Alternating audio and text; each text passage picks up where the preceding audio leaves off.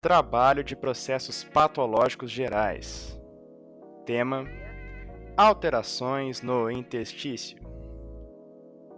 Alterações do interstício. Conceitos iniciais. O interstício, matriz extracelular MEC, é constituído por uma rede complexa de macromoléculas, estruturadas em fibras ou sob a forma de substância fundamental amorfa, que é o conjunto de componentes que formam essa substância, como proteoglicanos, glicoproteínas, água e íons, e que preenche os espaços intercelulares. Entre suas malhas circula o líquido tecidual, que, originado da microcirculação, banha as células e retorna a elas ou aos vasos sanguíneos. Para compor a MEC, existem 3 grupos de macromoléculas: proteínas fibrosas, como colágeno e elastina, que conferem resistência ao tecido; proteínas não fibrosas de aderência, que conectam células e elementos da matriz; e glicosaminoglicanos e proteoglicanos, que conferem elasticidade e lubrificação. A matriz pode apresentar variações morfológicas e funcionais para formar as variedades de tecido conjuntivo, além de se condensar abaixo dos revestimentos epiteliais, endoteliais e mesoteliais para formar uma estrutura especializada, a membrana basal. As alterações do interstício envolvem as modificações da substância fundamental amorfa e das fibras elásticas, colágenas e reticulares, sujeitas a sofrer alterações estruturais e se tornarem depósitos de substâncias. As alterações de fibras colágenas e reticulares podem ocorrer a partir de defeitos genéticos que comprometam sua estrutura. A síntese ou degradação do colágeno gera manifestações na pele, nos vasos sanguíneos, no intestino, no globo ocular e nos ossos.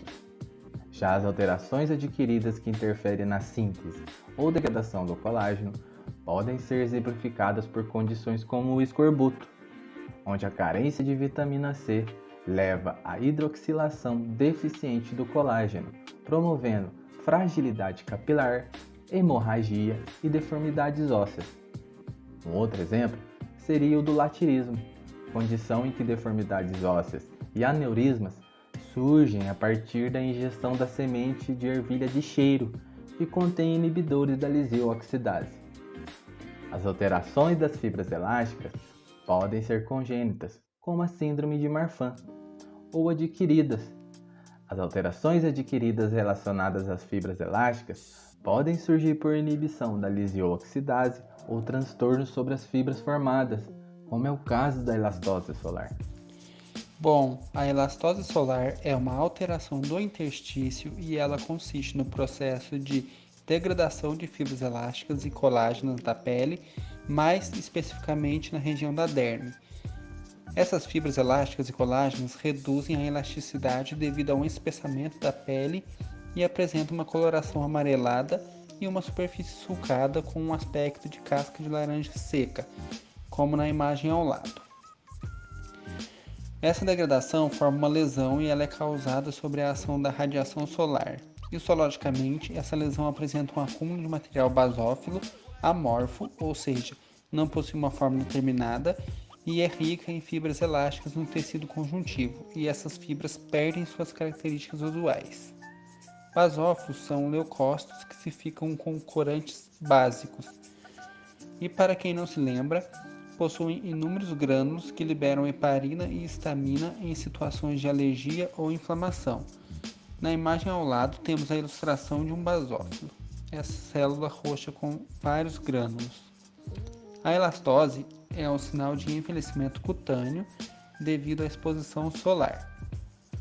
Já a transformação fibrinoide ou necrose fibrinoide é uma alteração caracterizada pela presença de material acidofílico semelhantes a depósitos de fibrina. São observados nas lesões fragmentos de fibras colágenas e esses fragmentos, ao se misturarem com a fibrina parcialmente degradada, assumem um aspecto fibrinoide de rede. Na transformação fibrinoide temos doenças como as por imunocomplexos, que são reações de hipersensibilidade humoral, onde complexos formados por antígeno, anticorpo e complemento são responsáveis pela lesão tecidual. Temos também a hipertensão arterial maligna e a úlcera péptica. Todas essas doenças são exemplos responsáveis por tal alteração do interstício. A origem da alteração fibrinoide é distinta em diferentes circunstâncias. Na úlcera péptica, por exemplo, há uma necrose das células epiteliais por ação da secreção cloridopéptica, onde os restos necróticos misturam-se com a fibrina e passam a constituir um material fibrinoide. Tem também a perda circunscrita de tecido, que ocorre nas porções do trato digestivo, e isso pode ocorrer em diferentes locais dessa região. Na imagem ao lado, na lâmina histológica, a gente observa a região pilórica do estômago, com uma úlcera péptica em atividade, representada pela seta azul, uma transformação fibrinoide representada pela seta amarela, onde tem-se um aspecto de rede, e na seta verde a gente observa uma metaplasia intestinal devido à agressão causada pelo ácido clorídrico, e acarretou uma transformação fibrinoide nessa região do interstício. E a fim de curiosidade, uma metaplasia intestinal é uma condição onde as células estão em processo de diferenciação, ou seja, conjunto de pequenas lesões encontradas através de um exame chamado endoscopia, e essa diferenciação pode gerar células pré-cancerosas, com potencial para se tornar um câncer de estômago. O processo de cicatrização é um processo composto por fases nas quais ocorrem diferentes e importantes eventos para a substituição do tecido lesado por um novo saudável. Após uma lesão ser formada em um determinado local, vai causar uma alteração do microambiente daquele tecido, tais como a baixa do pH e do oxigênio. E isso irá fazer com que haja uma ativação física e química de mediadores, que irão ativar os genes das células vizinhas e alterar o seu metabolismo, assim promovendo processos inflamatórios no local, além de terminações nervosas que vão dar sinal para o início da reconstrução desse tecido lesionado. Algumas células e mediadores ativados são as plaquetas e o plasma do sangue. Elas, por sua vez, promoverão um tampão hemeostático na lesão para tentar conter o sangramento e formar uma nova matriz provisória, de fibrina e fibronectina, que é onde outras células irão se aderir no local.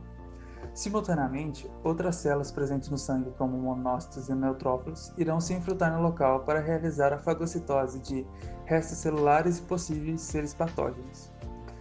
Células próximas à lesão, citando queratinócitos, tentarão recompor a barreira epitelial que foi rompida, e também os fibroblastos, que serão importantes para a produção da matriz extracelular, da angiogênese, do colágeno e da reepitelização da ferida. Como se dá a formação da nova matriz extracelular? Inicialmente é uma produção de componentes, citando os principais, o colágenos 1 e 2. A fibrina se transforma em fibronectina, que junto ao ácido hialurônico presente no local, vão ser as substâncias de sustentação, fixação e de movimentação de algumas células. E assim eles irão se transformar em tecido de granulação. Tecido de granulação. A transição da matriz extracelular para o tecido de granulação é de extrema importância para a recuperação da lesão.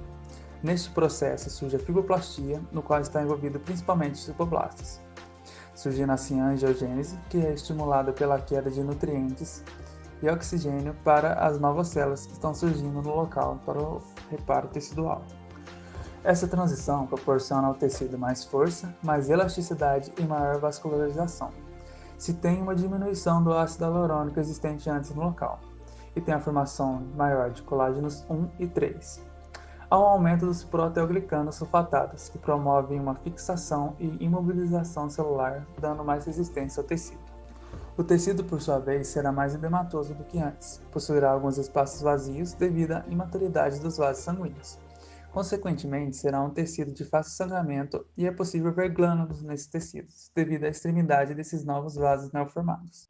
Ao amadurecimento desse tecido, ainda resultará em alguns processos. O colágeno substitui as fibronectinas e os proteoglicanos, passando a ser o principal componente da pele, e os fibroblastos se transformam em miofibroblastos, que terão a capacidade de contração do tamanho e das bordas dessa lesão. Ao final da cicatrização, toda lesão é substituída por um tecido de granulação.